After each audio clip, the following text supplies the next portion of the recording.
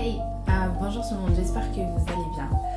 Alors aujourd'hui j'avais envie de faire une vidéo qui recouvre pas mal d'aspects de la santé mentale mais aussi de la vie professionnelle. J'ai décidé sur cette chaîne de parler de plus en plus de vie professionnelle. Vous le voyez bien parce que je fais mes vlogs freelance, je discute de ça assez régulièrement. Mais je me suis quand même dit que j'allais vous faire une vidéo de tout ce que j'ai appris en 10 ans. Donc de mes 18 ans à mes 28 ans aujourd'hui. Ce que j'ai appris et mes erreurs. Alors, la première erreur, c'est la prise de risque non calculée. Alors, c'est dans mon caractère, je suis quelqu'un qui a très peu d'aversion au risque. J'aime bien tester de nouvelles choses, changer mes habitudes, mes routines. En fait, cette nature fait que dans ma vie, dans ma carrière, j'ai pris parfois des risques que j'avais pas assez calculés. Je vais vous donner un exemple. Il y a quelques années, donc quand j'ai terminé mon bachelier, j'ai voulu aller étudier dans une autre langue. Je suis partie en Flandre étudier en néerlandais. J'ai pris des cours qui sont liés à l'histoire de l'Afrique, etc. Et en fait, j'allais commencer une seconde licence. J'allais commencer directement en deuxième année, mais j'ai rapidement vu que j'étais obligée de prendre certains cours de langue dans une autre langue. Enfin, c'était un casse-tête pas possible. Et quand j'ai vu ça, je savais en fait que j'allais y rater. Parce que clairement, je me voyais mal étudier des langues africaines en néerlandais, alors que je suis francophone à la base. Mais j'ai quand même fait. J'ai quand même fait ça, j'ai quand même pris ce risque. Donc voilà.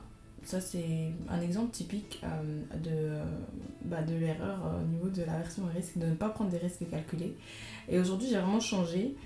J'ai changé d'approche là-dessus et par exemple maintenant j'ai envie de me mettre à mon compte, c'est vraiment quelque chose que j'ai envie de faire, mais je le fais de manière beaucoup plus sereine, dans le sens où j'ai réfléchi vraiment à ce que je fais. J'ai une grosse étude de marché que je suis en train de faire, ça m'a pris 4 mois, je suis encore dessus, j'ai pas encore terminé, mais c'est pas grave. Je vais prendre mon temps pour le faire, je vais étudier tout ce que je peux étudier pour savoir si c'est une bonne idée ou non de faire ça.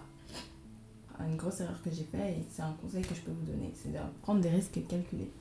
La deuxième chose, c'est de laisser la peur guider nos actions. Ça aussi, autant il faut prendre des risques calculés, autant il ne faut pas que la peur guide nos actions. J'ai régulièrement cette sensation, maintenant que je me suis mise à mon compte, j'ai parfois des pics d'anxiété où je me dis mais Marlène, qu'est-ce que tu fous? T'es complètement folle, va chercher un boulot comme tout le monde et arrête d'avoir des rêves qui sont pas tangibles et qui vont pas fonctionner en fait. Et du coup, je commence à envoyer des CV à gauche à droite, je commence à faire des choses qui forcément ne me conviennent pas. Et dans le passé, en fait, j'ai déjà fait ce genre d'erreur où je me suis retrouvée à travailler dans des boîtes dans lesquelles je ne me reconnaissais pas du tout, des valeurs, des missions dans lesquelles je me voyais pas du tout, je me sentais pas à ma place en fait, parce que j'avais pris ces décisions par peur. J'ai pris le premier job que j'ai trouvé, enfin, j'ai parfois pris des décisions qui vraiment n'avaient pas de sens et que maintenant je paye encore en fait, je paye les pots cassés de ces décisions dans le passé. Et ce sont toujours des décisions que j'ai prises dans la peur et dans l'anxiété. Et vraiment, la peur et l'anxiété, ce sont de mauvais conseillers, c'est pas ce qu'il faut écouter en fait. Il faut prendre des décisions sereinement et il faut avoir la paix dans son cœur quand on prend une décision. Donc voilà, ça ce sont mes deux grosses erreurs. Donc pour récapituler, donc il ne faut pas prendre des risques non calculés. Prendre des risques c'est très bien, mais il faut calculer les risques qu'on prend. Et deuxièmement, laisser la peur guider nos choix. Sujet des conseils que je peux donner par rapport à ces erreurs. Je pense que la prise de risque, en fait, c'est une force, c'est une chance que j'ai d'oser prendre des risques parfois. Pour très peu de gens ont ça et parfois ils se retrouvent à 40 ans et ils regrettent complètement tous les choix qu'ils ont fait dans leur vie.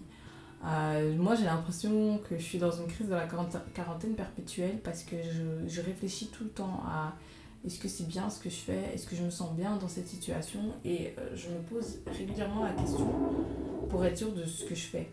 Et même si je prends des risques en général, c'est parce qu'au final, j'ai aussi envie de changer, j'ai aussi envie d'être dans un moment ou un espace qui me convient. Notre travail ne nous définit pas, ça c'est clair et net. Mais en même temps, c'est quelque chose dans lequel on va passer tellement de temps que ce serait quand même très dommage d'être triste tous les jours de sa vie.